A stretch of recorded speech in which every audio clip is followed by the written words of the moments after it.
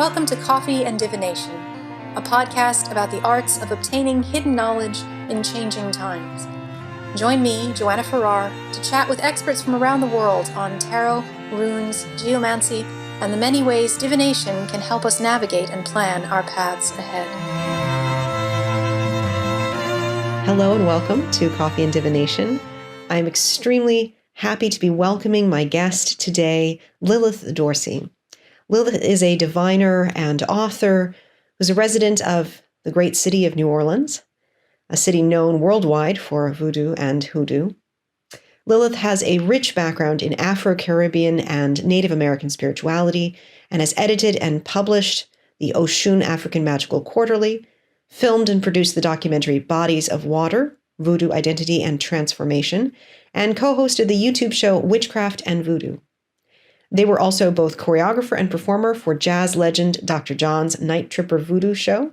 Their traditional education focused on plant science, anthropology, and film at the University of Rhode Island, New York University, and the University of London, and their magical training includes numerous initiations into Santeria, also known as Lukumi, Haitian Voodoo, and New Orleans Voodoo. Lilith has been a professional psychic and teacher for over 3 decades and has been a frequent presenter at festivals and gatherings around the country, including HexFest, WitchCon, Sirius Rising, Witches Fest USA, New York City Pagan Pride Day, and so many more.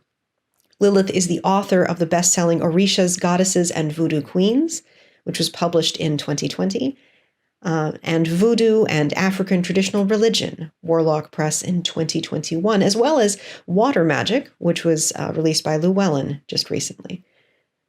Lilith is someone who I have met throughout a number of different festival goings-on in the last 10 years, and I've always been a great admirer of their work and their writings, and it is my absolute pleasure to welcome Lilith to Coffee and Divination today.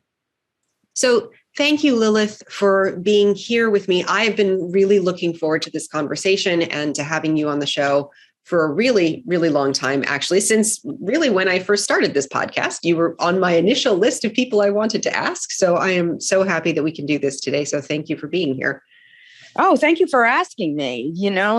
I do a lot of these, but this one is definitely special because I feel like I know where you're coming from, and that makes me happy. That is really wonderful. So you have an incredible, depth and breadth to your background in your practices and the traditions that you practice and are initiated into, and the paths that took you there. That would be a very long conversation and a complex one just to hear that story. But can you just, in brief, give us a little bit of your background of what some of your first introductions to magical practices were, and kind of how your growing up situation influenced like the beginnings of your practice? I mean, my parents named me Lilith, so they always, it was part magical, part after the movie, actually. So there was always this kind of mystic goddess sensuality thing that I grew up with from the very beginning, almost in a way where the name was an invocation, I feel like, because, and it challenged me and forced me and pointed me into this direction of the divine feminine. And then I remember I had an aunt that was mentally ill when I was growing up, and she was always channeling Marie Laveau. So I find it so ironic that I was, 2 or 3 and didn't know who Marie Laveau is, but she would, she used to sing with Bob Dylan and everything like that. So she would come and sing all these jazz songs about Marie Laveau and do a little number, and I would do the little number with her. And I feel like from the very beginning, there was this connection to the divine feminine, this connection to New Orleans voodoo, this connection to learning about spirituality through dance, through song, through performance, through these kind of interpersonal interactions. And I just sort of continued on from there. I have a Libra moon and a Libra rising. So obviously I wanted to jump into the books and read all of that stuff. And I pretty much read whatever I could get my hands on until I started to find other people that were practicing and be able to actually do New Orleans voodoo. And I was already an adult by that time when I found Priestess Miriam from the Voodoo Spiritual Temple here in New Orleans and started working with her. And then over time, again, I had initiations into La Regla Lacumi or Santeria from a very good priestess who used to do events with me, Oshun Olukari Alaye. And then I found myself teaching in New England. And they said to me, oh, we're going to have a Haitian Mambo at the UU Church where you're teaching tarot and astrology. You're really going to like her. And I did. And she initiated me into Haitian Vodou, Bonnie Devlin. She's a master drummer and she's unfortunately no longer with us. But it just sort of, I fell into it in so many different ways when I was ready. It wasn't when I wanted, but it was when the universe said I needed it at that point. Yeah. No, that's really beautiful. And that is amazing how all of those confluences happen in the timing, not necessarily sometimes what we want, but the correct timing anyway. Of course. I get that a lot. People want to rush out. No, how do I initiate? How do I whatever? And I'm like, well, are you in the right space? You know, is your mind and your body and your home life and all of that in the right space? Mm-hmm. And you point out in a number of, your blog posts, but also, of course, in your books, the importance of interacting, because initiation has already, come up just in the first 2 minutes we've been talking. And I want to go there before we talk about divination.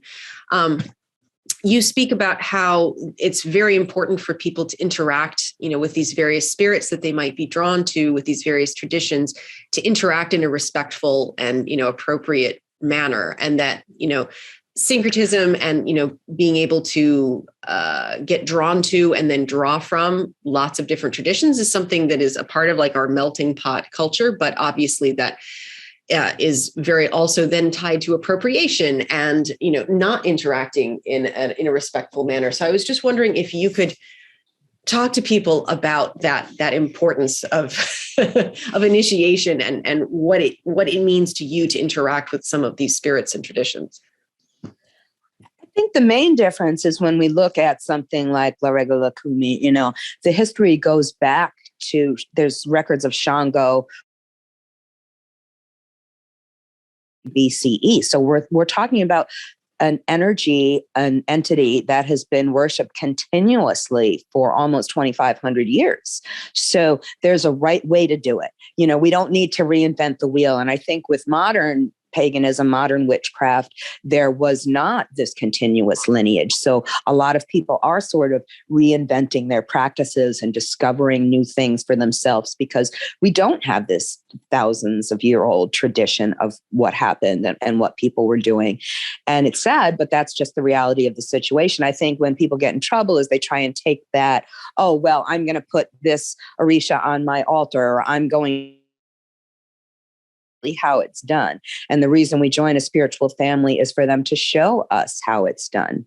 And it's really very personal. Everybody's different. There's not one spell that's going to work for everybody. There's not one working. There's not one divination that's for everybody. It's different situations and different circumstances. And that's why we join a spiritual family and we can work together to find the best possible outcome for us. And that's what we're always striving for. We're not necessarily all going to be rich and famous, but we can have the best life for us if we do the right things.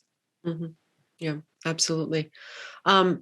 So and then speaking about how we come to understand what the best possible outcomes and the best paths are for us, that then takes us, I think, neatly into just beginning the conversation around divination.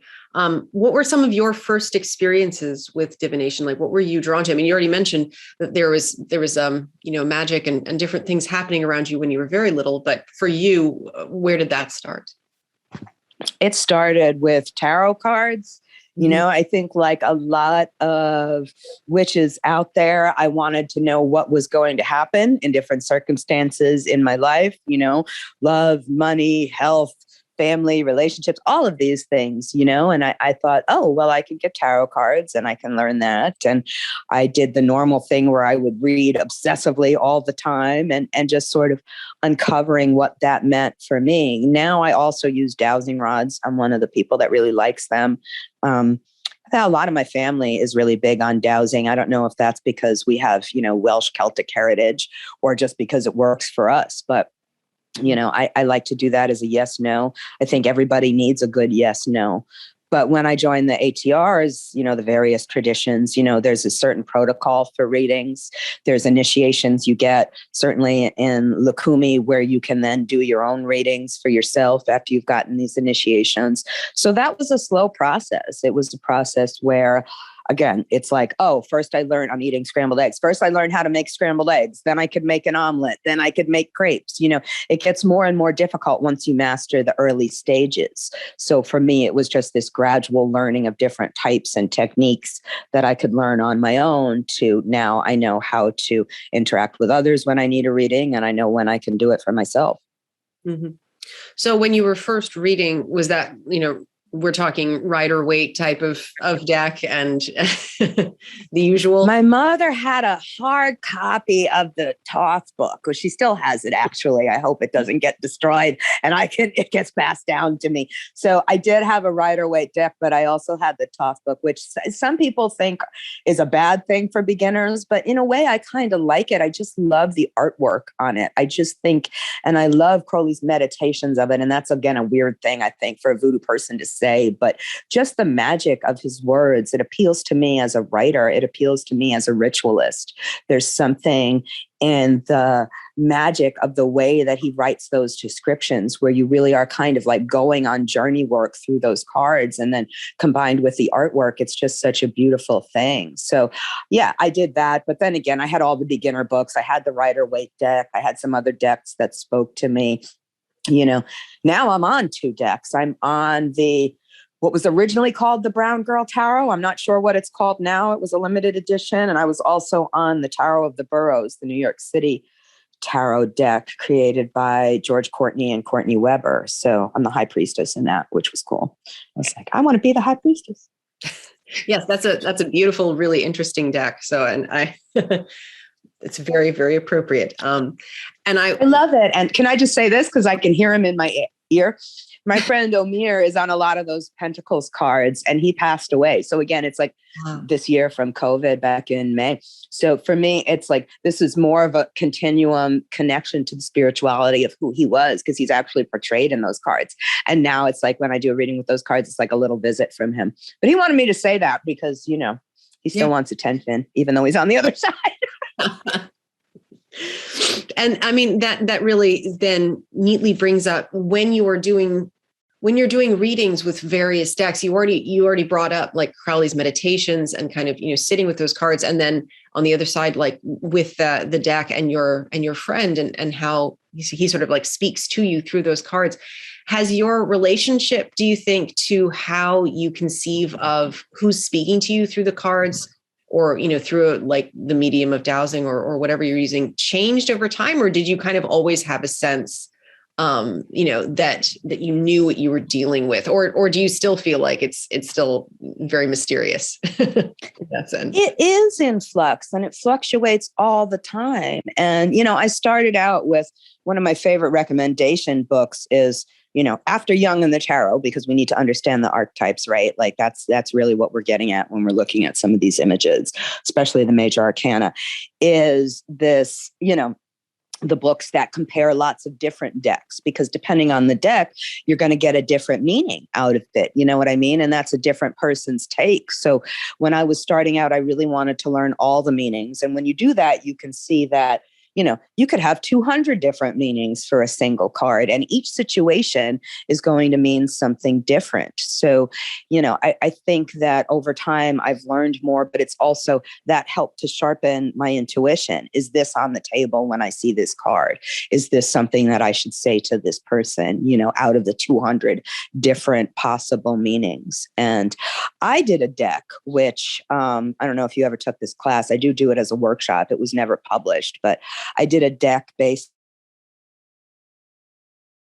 Edgar Allan Poe called The Tarot of Cruelty. I did it as part of a performance studies class I did at NYU when I was in grad school there, with somebody who'd written a whole bunch about Artaud and the theater of cruelty. And I was like, this sort of shock value is how we learn things in so many different, like on a deep level, So Artaud's theater of cruelty was about shocking somebody.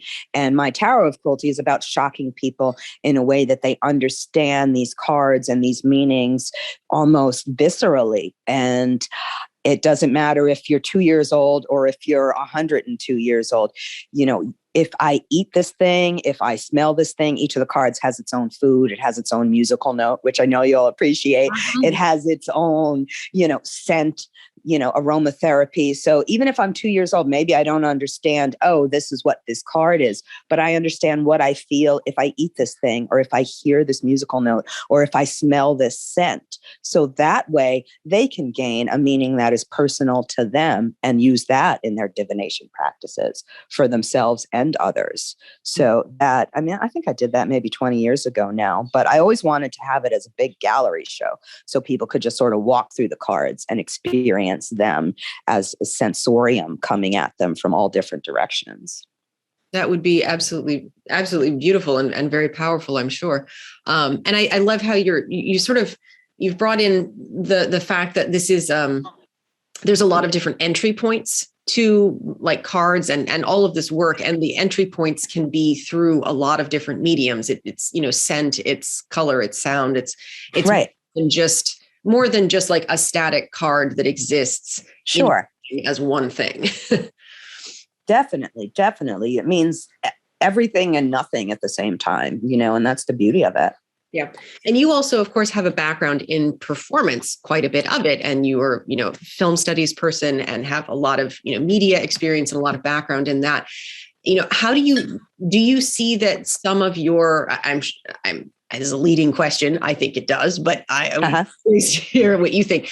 Your background in film, but also your background as a performer and a dancer and that kind of like performing arts elements, how that interacts with how you divine for people or how you view divination, because it's already a little bit come up, I think.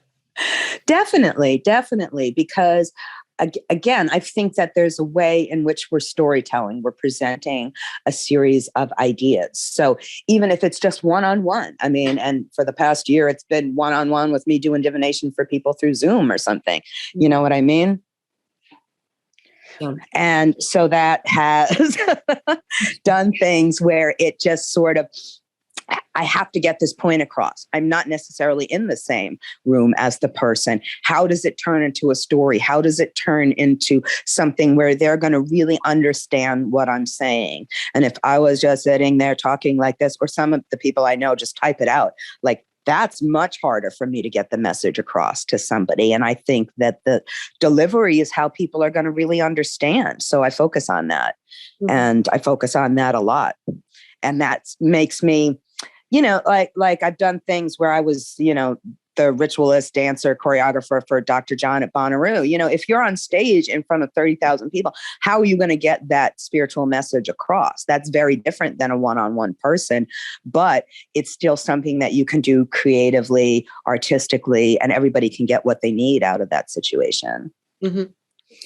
So then that kind of then goes to the next thing, which is when you're doing that kind of, when a reading is kind of, performative, obviously, because it is an interaction between you and the cards, you and the person, or you and whatever system you're using, then do you view it as like the symbols or the things, the stories that you're kind of weaving through that are stories that you're using more the symbols that the other person would understand? Or is it just, you just kind of get what you're given and you repeat back, like kind of what you're hearing in the moment? You know what I mean?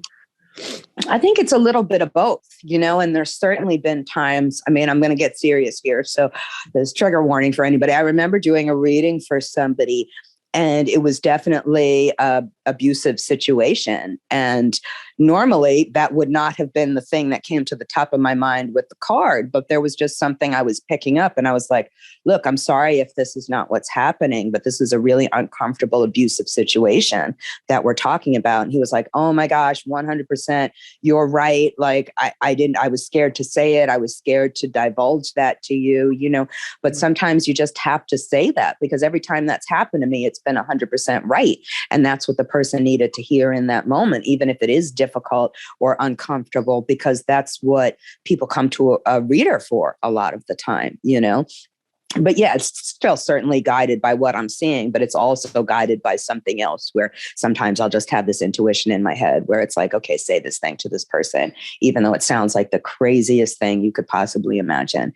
And that happens in a good way too. I love joking around with a friend of mine who was a very difficult person to deal with. And I remember doing a reading for him 15 years ago. And it's like, you're going to get married. You're going to have a beautiful house. You're going to be really happy. And at the time I'm thinking, nobody's going to want to marry this guy. Like, he's horrible. Nobody would want to date him, and now 15 years later, I just went out for drinks with him and his husband, and they're very, very happy, and they've been married for 5 years. So, like, good or bad, sometimes you need to just bust out with it if that's what you feel like.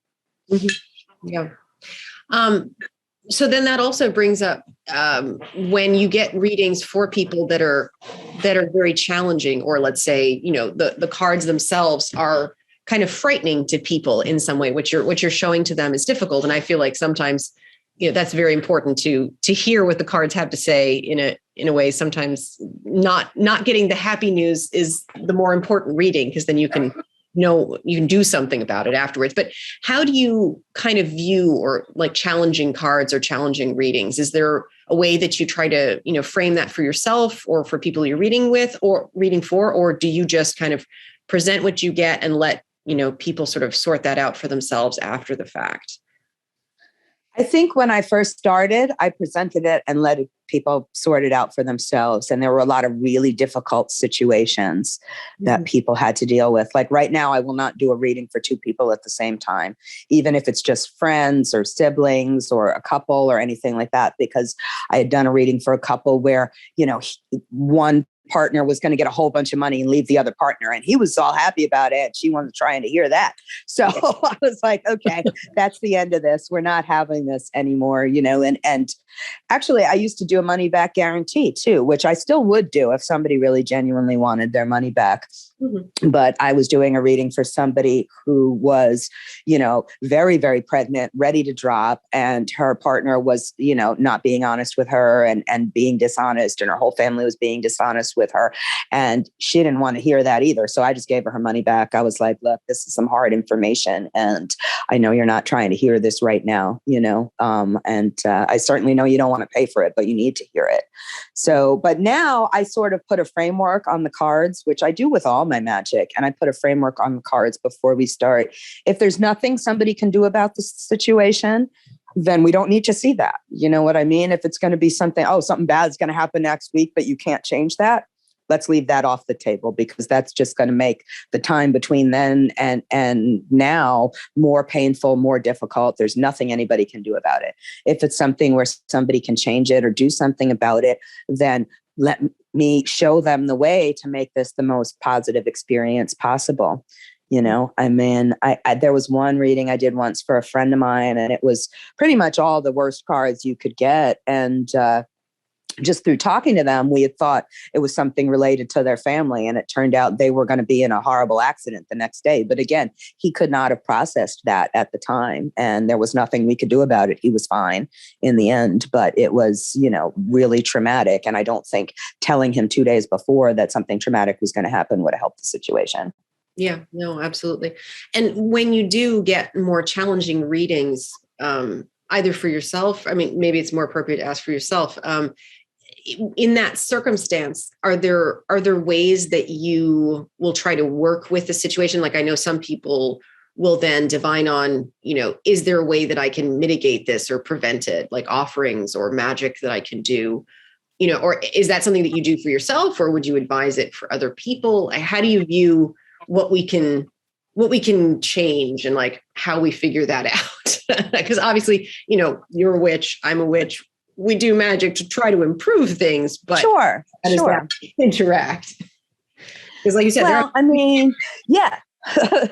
I know where you're going with it. And for myself, yeah, if there's anything I can do to make it better, if there's anything I can do to change it, I try and ask questions about the simplest things first, like don't go saying, oh, if I get this insane rare ingredients and make this oil or this spell, will things get better? Start with, oh, if I go to the kitchen and get the herbs that are in there and try this out for the spell, use my yes, no, and find out something that'll maybe improve the situation. But, what I find mostly with my clients, which is so silly to me because they're paying for the reading, they're paying for spell work if that's what they want. Half the time they don't want to do it. They don't want to bother. Somebody said, I had somebody, oh, go leave this at the crossroads or something like that.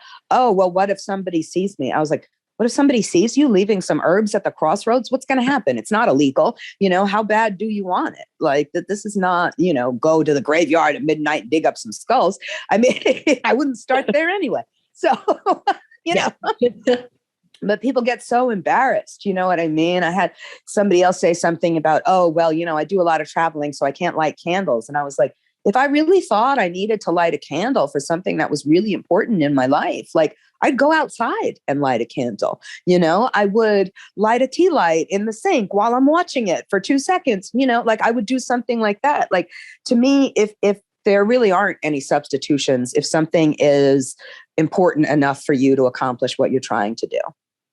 I don't have it as a quote, but I remember, I think it was in your, the Orishas book where you said, sometimes people will say to you, well, I don't have time to, make these offerings or, make that kind of dedicated time in my life to join a tradition or something. And I believe you said something along the lines of, you don't have time to make your life better. And I think it's the same thing. Definitely. You're too scared to make your life better. You're too scared. Oh my gosh, what if security comes in because I lit a birthday candle in the hotel room? Let's deal with that. Yeah. And there's also that like need to get to the bottom of then what the resistance is there. But that's right. What's your outside that's outside the card reading aspect of things. Definitely. Yeah.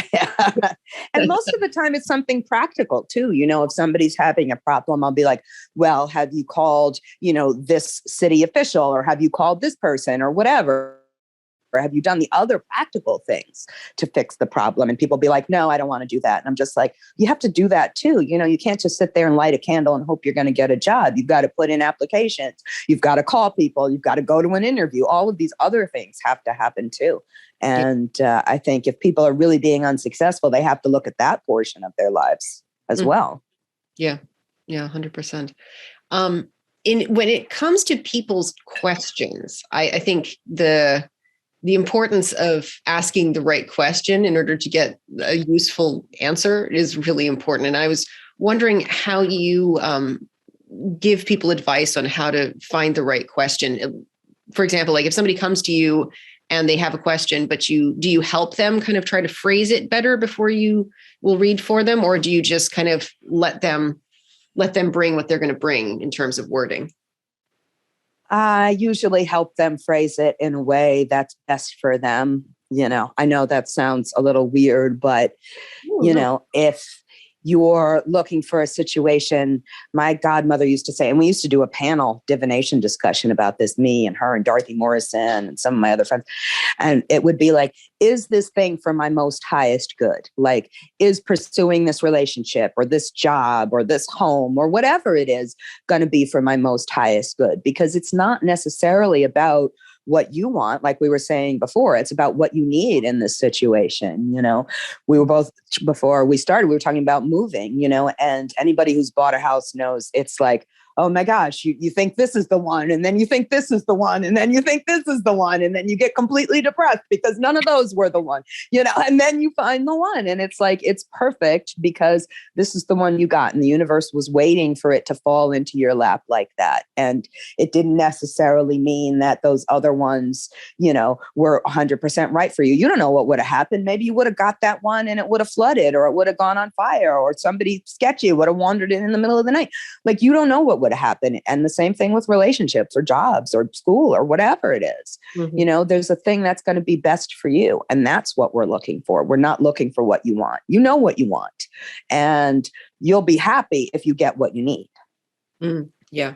And I think that's a beautiful piece of advice for people in terms of figuring out how to best phrase their question. Because oftentimes it will be like, the question is really, how do I get what I want? But that's not necessarily your highest good. And therefore the phrasing is important for what you get back.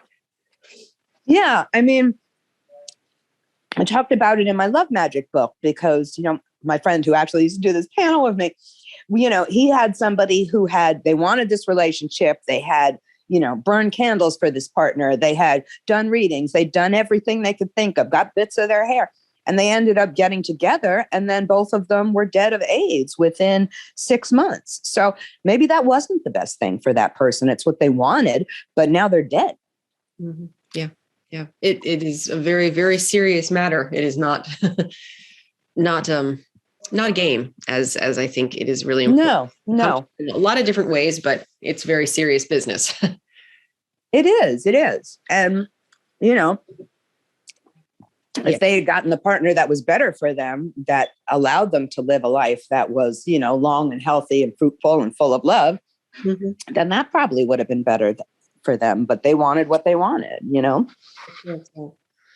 And with my students, godchildren who study with me, in the beginning, when they initiate with me, I pretty much put a hold on them asking for specific things like that, because when you're starting out, you don't necessarily know what you want, You think you do, but, hey, look at how many of us went to school and majored in something and then changed it 4 or 5 times along the way. And we were technically adults when we started, so... Yeah. Yeah. Mm-hmm. The myth of things just being one linear line in someone's life is yes. The culture likes to tell us, but is not actually true usually. Definitely. Yeah. Makes for easier stories if you can simplify things, but not the interesting ones, not the real ones. Sure. And I haven't met that many people like that, honestly, who that's what happened. You know what I mean? Yeah. So are there situations when as I think you mentioned earlier that there are, within various initiatory traditions that you're in, there are situations where, divination is a very, very important part of those ceremonies and those initiations. Can you just talk to us a little bit more about how divination interacts with any one of those systems? And I want to once again point out, because I'm not sure, people will be coming to this with various levels of experience or familiarity. Myself, less than most, I will just put out there. I consider myself very, very not knowledgeable about this, so I'm very glad to have you on. But that there are so many different traditions, and therefore, what you're going to speak to is true of some, but definitely not all. But right. I know. And because, like I said, it was sort of like a life decision that I practice all of these. It would not have been my choice to go out and initiate in Haitian Voodoo and New Orleans Voodoo and Lukumi. It's just, I was in certain situations where this is the system. These are the people that stepped up and could do what I needed to do at the time, But I think I'll talk about La Regla Lukumi because that's the most heavy divination based. You go to a babalawo, you get a reading. Most people go to their local botanica or something like that. They go in the back room, they will throw shells or the opale, and it comes out with, it's sort of like a system of the way the shells fall. This is, between a combination of up or down. There's a list of different patakis or stories that you get told as a result of the way the shells or the nuts fall. And it's really done for just about everything. I mean, anytime you have a problem in your life, if you are starting out in the tradition, you get one. If you're going to get initiated, usually a lot of times it's in response to you have a problem, so you have to get an initiation. And then what does that involve? There's more readings for that, so it really is a constant thing, and when you start, you get an initiation called the warriors, and then you can do divination with coconuts to your warriors or to your ancestors. So that's like you're specifically asking that question of them. And I think this is something that a lot of tarot readers don't really focus on when they start out. I know I didn't. That, like, where's this answer coming from? Is it an answer from the universe? Is it an answer from my ancestors? It's kind of like a spiritual telephone. You know what I mean? Because if you had a room full of 10 people and you ask them a question, you'd get slightly different answers. So like, where is your answer coming from? And this is when we do readings in Lakumi, it is very specific. Is it my warriors who are going to show me how to open the door to my problem, how to clear the way on the path that's, you know, stopping me from getting the solution, how to have direction and guidance in my life so I can get to the solution without too many unnecessary obstacles. And I say unnecessary obstacles because some obstacles are necessary in order to get where you're going. But, you know, let's avoid the unnecessary ones, you know, or I could do one to my ancestors, and that would be a different set of sort of answers that I get in that situation. But it's very heavy divination based.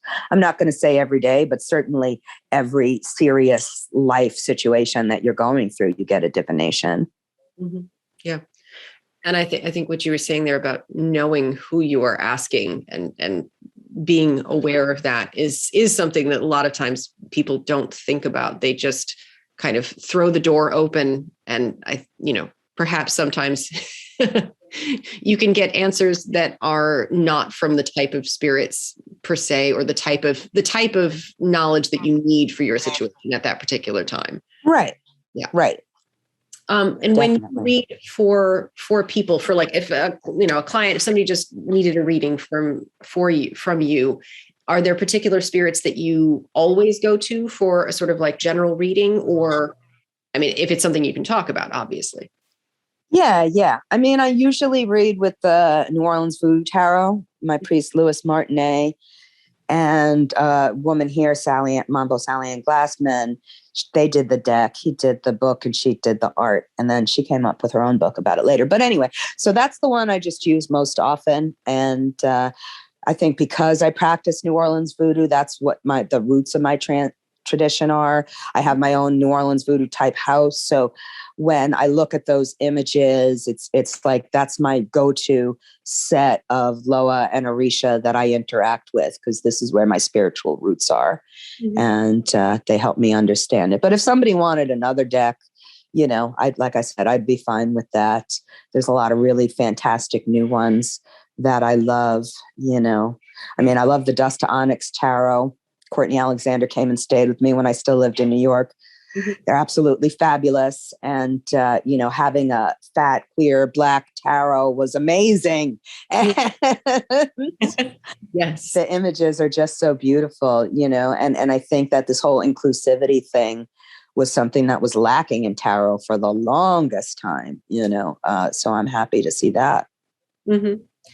And do you have specific forms of divination? I mean, perhaps like outside of the initiatory traditions, because like you said, there's specific ways that that's done, but are there like decks or forms of divination that you say, use most often if you're going to talk to your ancestors, or is that the same kind of thing where you'd use the same deck and just kind of be throwing the door open more specifically for ancestral wisdom or something else? It really depends on the client, and I'm kind of the same way with the spreads too. It really depends on the client and what they want to find out about, and I will tailor the deck and the reading and the spread to each question that they ask me, And sometimes I'll even grab the dowsing rods or the pendulum, depending on what they're asking, because I think it's really in the moment of what I feel is going to be the best tool for them to truly understand what it is that I'm saying. Mm-hmm. Yeah. So when you then, when you've done a reading like that, you mentioned that you sometimes you do yes or no divination. Is that something that, because I know some people don't like doing yes or no readings, and they'll only do readings that are not yes or no. So why do you think it's important to have a yes or no practice as well? I mean, I can see a lot of practical reasons, but I'm curious. Oh yeah, no, I make all my god kids have a yes or no, and they're looking at me like, what? And I'm like, well, because again, like we were saying, okay, what's going to improve this situation? If you say, oh, should I take 3 pennies to the crossroads? You need a yes or no. Like, yeah, I believe everybody should trust their intuition, but we need to back to trust and verify. And especially when you're starting out, especially with something that you're really invested in. And I think this is why a lot of people can't read for themselves, and I've always been able to read for myself, but, because people get like, they want it to be a certain way. So that's what the little voice they hear in their head is going, yes, this is all going to be beautiful. Or they negativize and catastrophize, like, no, nothing ever works for me. So either way, we have our own internal dialogue that we have to turn off in order to get to what the intuition is. And I think that the yes, no helps us separate those two things. Yeah. Yeah, that's very true. As a form of the, checking your information for whether it's your internal voice or not. Yeah. Right. And especially for big decisions too. I just want to say this for people out there. Like, I have god brothers and sisters and godchildren that, like, they'll go and buy a car and they'll bring their yes, no with them. Like, oh, is this the car that's going to be the right one? Or is this the one that's, a piece of crap and is going to die on me as soon as I get off the lot? Like having your, maybe, I mean, come on, I guess you could go to the toilet and break out your cards or something, but then you'd have to have your cards in the toilet.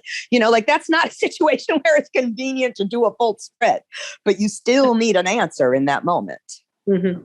Yeah. Yeah. And I think that also goes back to the whole, it's really nice to use them. And I wanted to kind of ask you a question around that. It's very nice to work with tarot and important to work with these systems for, like, you can meditate on them. You can, look at them and understand the archetypes and see yourself in the cards and lots of really interesting meditative stuff. And then there's also the practical, I need to go to the car dealership and not buy a car that's, really terrible.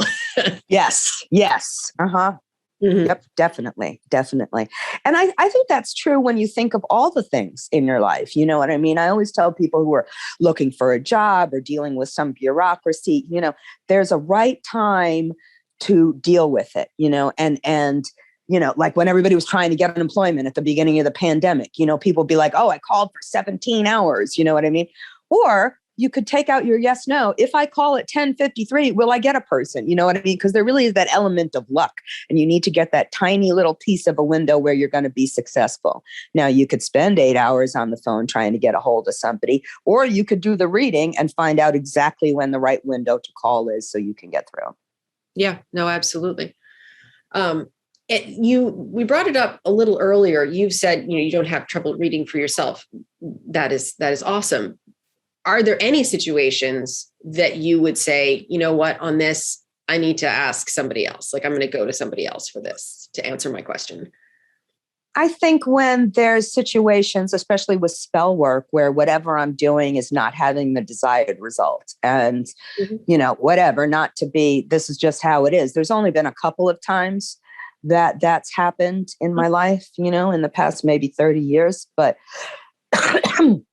there's situations where I'd be like, oh, this is happening. This is what you do for this, like the same way I kind of feel like you deal with pests in your house. Oh, you have a mouse problem. Put this down, put mothballs around, put this around, and it sort of escalates. I have a friend who's now sitting up with a blowgun at 4:00 in the morning, waiting for these rodents to come out of the wall because he's tried everything else. So those situations need a little nuts. Those situations where you've tried everything that's normal in your situation and it's still not working. And that's when I usually go to somebody else for divination or help or advice, because then it's like, wait a minute, I've used everything in my toolkit and it's still not producing the desired result for whatever reason. Mm-hmm. And when people start out, if somebody is completely new to doing these things, I mean, do you advise that they go to somebody for readings like a few times, or do you think, people should just dive right in and, try it for themselves and then go get readings? Like, is there any kind of protocol that you think is good for beginners? It's obviously going to be individual, but, Yeah, I mean, I think developing a connection between you and the deck is always good. And there's as many readers as there, you're going to get different qualities of reading. Some people are going to be better at some things. Some people are going to be worse. I mean, I think I really started reading for myself and also offering the money back guarantee because I had so many crappy readings. Like, these people would just be like, everything's wonderful. Everything's fantastic. And my life would just be getting worse and worse and worse. And I'd be like, wait a minute, now I'm out the money for the stupid reading and my life didn't get better. You didn't give me any tools to improve it.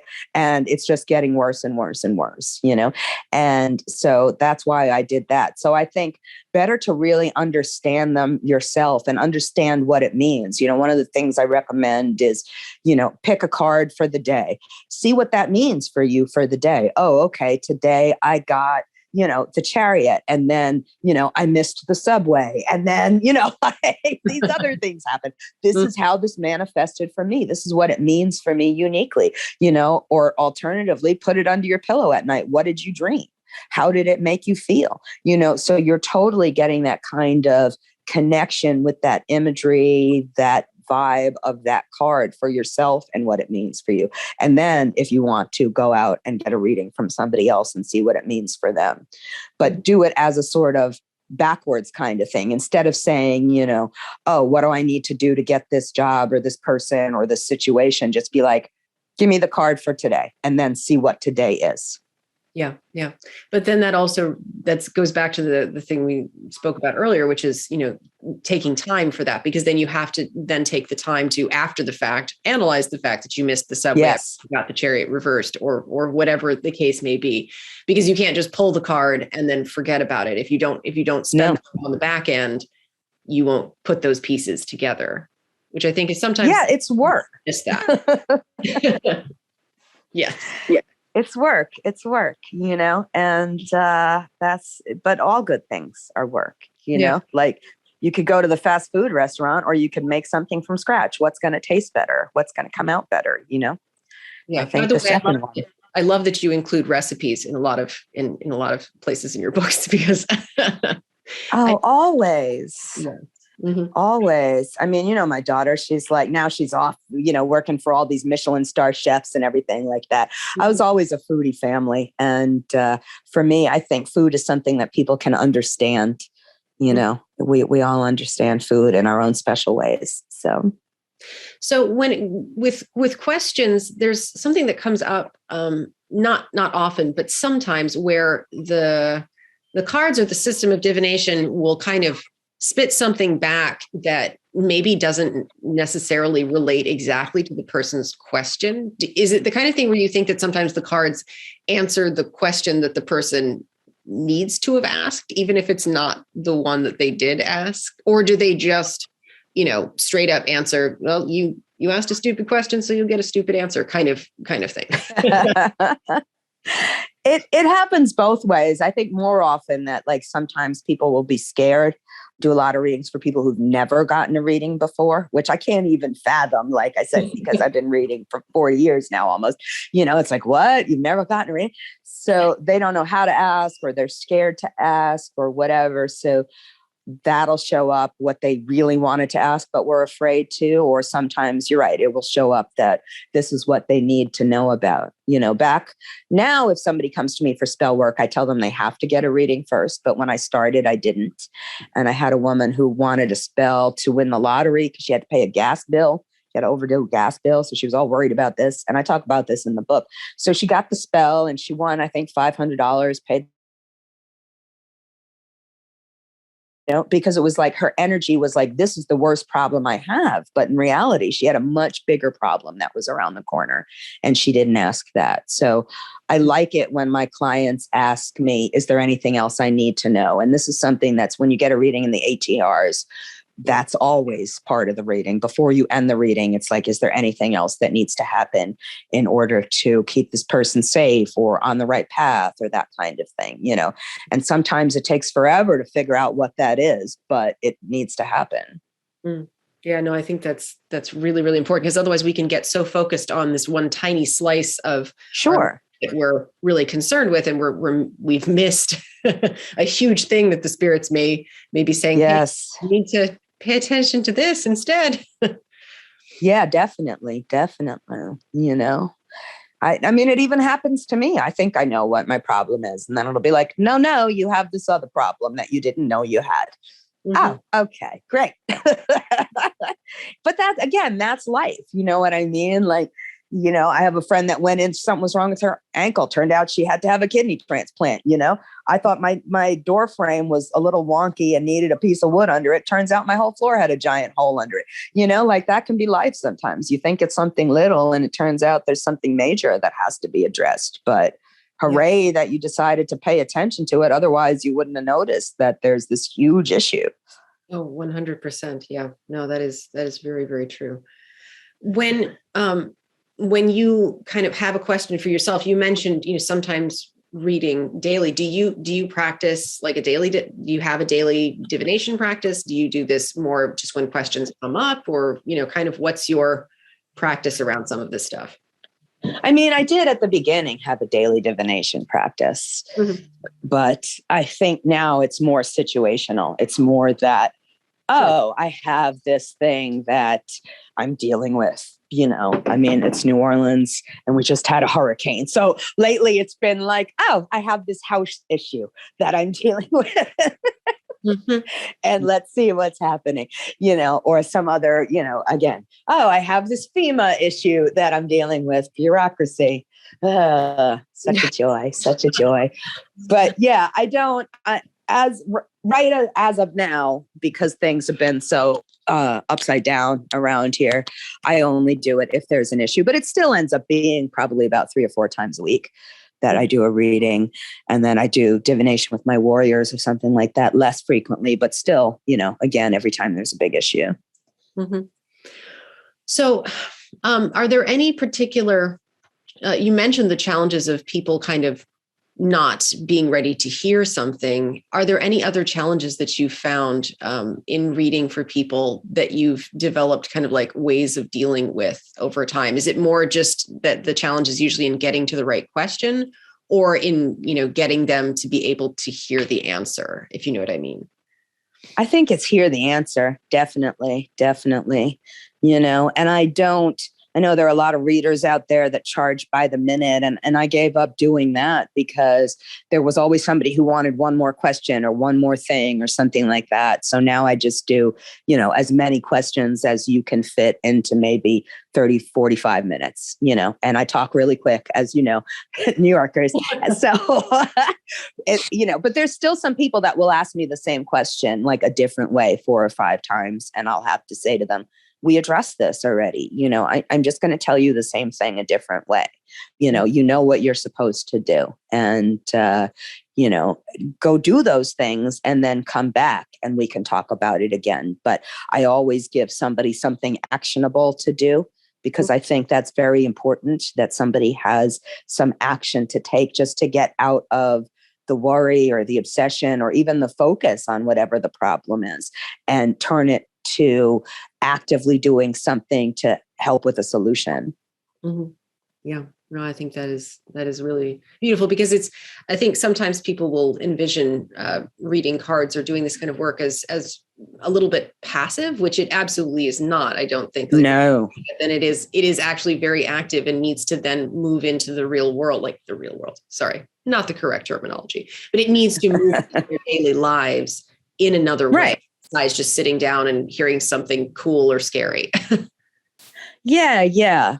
I mean, and now that you said that, I think one of the reasons I don't necessarily sit down and break out the cards every day is because there's other magic that I'm doing every day. You know what I mean? I'm watching how the candles that are going burn. I'm watching how the blessing that I do on the house goes. I'm paying attention to the, ashe or vibes or energy or whatever that's around the house. And if that's funky, then we break the cards out. But it's more of like I'm doing a constant divination on all the magic and the space that's around me. Mm-hmm. Yeah. For people that are kind of breaking it, not necessarily around divination, I like to ask, towards the end of an interview, if there is advice that you think it is good for people who are listening to have around their spiritual practices. I mean, this is a really weird time in the world, although I think arguably there's no time in the world that is not weird, but still it's upheaval for people. There's been a lot of challenges that are new for people in some circumstances. Are there any practices either around divination or just general spiritual practices that you would want to tell people about, to like advise people, hey, do this more often or think more about this in your life? I think just sort of, and people aren't going to like this, here's my unpopular opinion, to just try and be a little bit more serious about it. Like we were talking about before, I think people think it's passive or casual. Oh, I'll just do the reading or whatever. But if you take it another step where you're actively, I got this card, I'm actively seeing how this card manifests. I'm actively trying to figure out how this card fits into my life and my existence at this moment, as opposed to, oh, this is a fun party trick, which I think a lot of people do treat it like that. Oh, this is a cool thing that I can, it's not like that. I did, somebody brought it up to me. We did an event once where the woman next to me, and she was a psychologist. She actually made herself a tinfoil hat and put on tinfoil bracelets and told me that she thought it was all just made up anyway. And this was like cheap therapy for people. And I was like, oh my gosh, I'm so glad you're not my reader right now.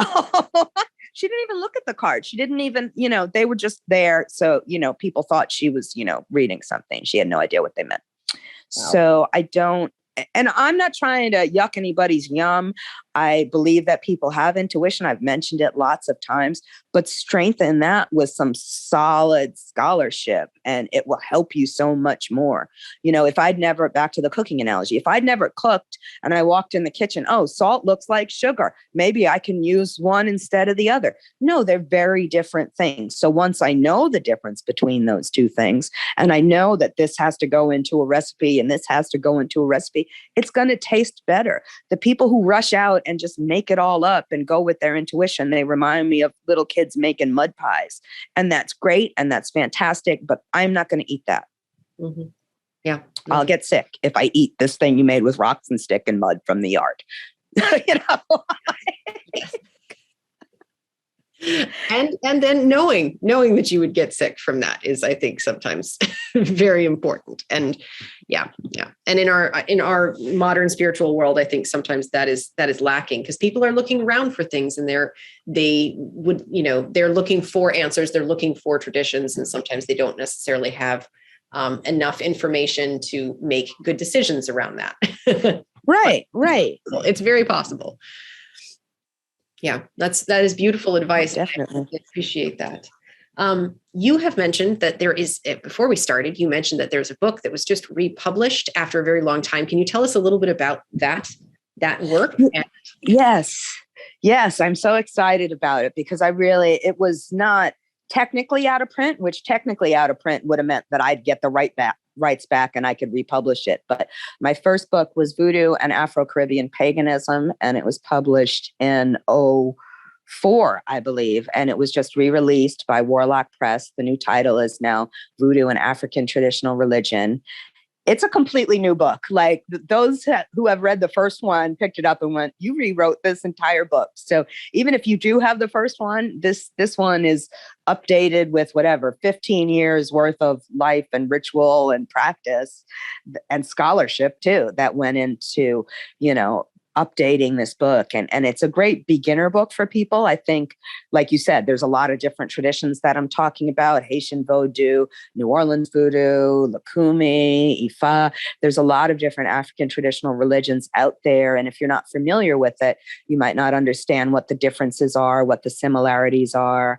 And this book is a good intro for all of those people, and alternatively, if you practice one and you're going to be, oh, I'm visiting New Orleans, we're going to go to a ritual. What are you going to see that's the same? What are you going to see that's different, even if you do know a lot about your own things? So it was just sort of a bridge to understanding. And for so long, these have been things that were secretive because it was dangerous and people were prejudiced and full of negativity about these traditions. So it was part of my mission to get some information out there to counteract all that negativity. And that's why I published the book. So I'm very happy with it, the new release of it, and I hope people check it out.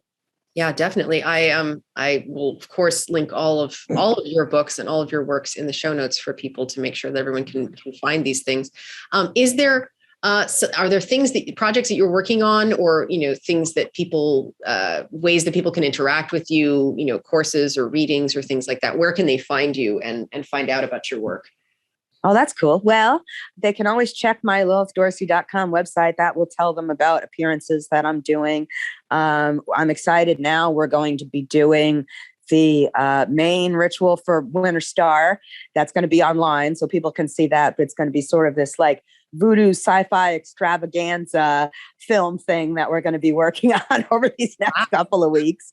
So that's exciting. Also, on the divination topic, I wanted to invite you and anybody else who wants to be part of my Divination Space Station series on my blog, Voodoo Universe. We do sort of a very intro divination interview with some notables from the community, people who've been reading for a really long time. But I think that's a good place for people to look for information about, oh, how did you start? Do you have a good yes or no from some of, people who've been doing it maybe for longer than they have. Mm-hmm. That is really wonderful. And I think that is fantastic. And of course, I'll link to your website and all of that amazing Yes, thing. Yes. And you got to let me interview you too, John. I'd love to do it. So yes. I want to have you back on, of course, to talk about some of your other books, and particularly the one that was just re-released. And I'm sure we'll have many other conversations to come. So I really want to thank you for being here and doing this, Lilith. It's been wonderful to talk to you for this first time. Oh, thank you so much. This was an honor. Yay.